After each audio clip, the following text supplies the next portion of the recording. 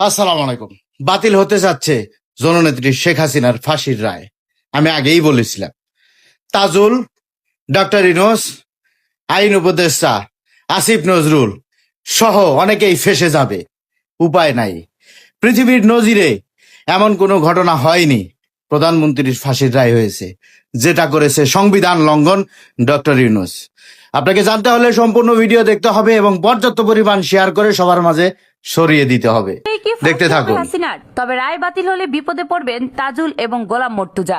মানবতা বিরোধী অপরাধের দায়ে শেখ হাসিনার মৃত্যুদণ্ডের রায় ঘোষণা করার পর থেকেই অপেক্ষায় ছিল তাকে দেশে ফিরিয়ে এনে রায় কার্যকর করার। কিন্তু সম্প্রতি আইনের এমন কিছু ফাঁকফোকর সামনে আসছে যা শেখ হাসিনার মৃত্যুদণ্ডের রায় কার্যকর করার আশাকে ক্রমেই নিরাশার দিকে নিয়ে যাচ্ছে। প্রশ্ন উঠছে, আইনের কঠোর বেড়াজাল ছিন্ন করে শেখ হাসিনার মৃত্যুদণ্ড কি শেষ পর্যন্ত বাতিল হয়ে যেতে পারে? এই এক প্রশ্নে এখন উত্তাল হয়ে উঠেছে পুরো দেশ।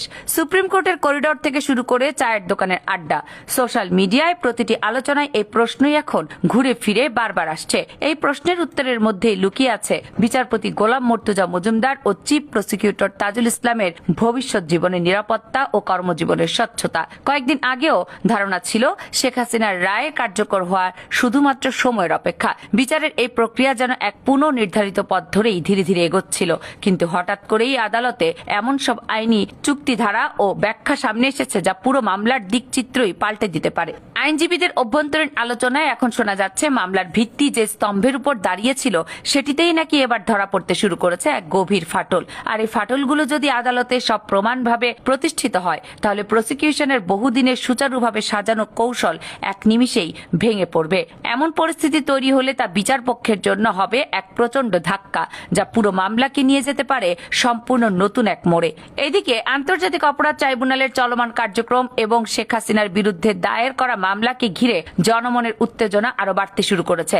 রায় কার্যকরের অপেক্ষায় থাকা সাধারণ মানুষ এখন প্রতিদিনই নতুন সব তথ্য খুঁজে ফিরছে। তবে ট্রাইব্যুনালের ভেতরের চিত্র এখন অনেকটাই জটিল।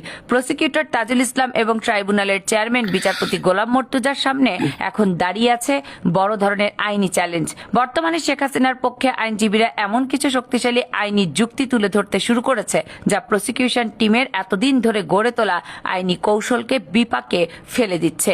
বিশেষ করে ছাত্র জনতার উপরে পুলিশের গুলি চালানোকে ঘিরে যে অভিযোগটি মামলার প্রধান ভিত্তি হিসেবে ব্যবহৃত হচ্ছে সেটি এখন প্রশ্নের মুখে।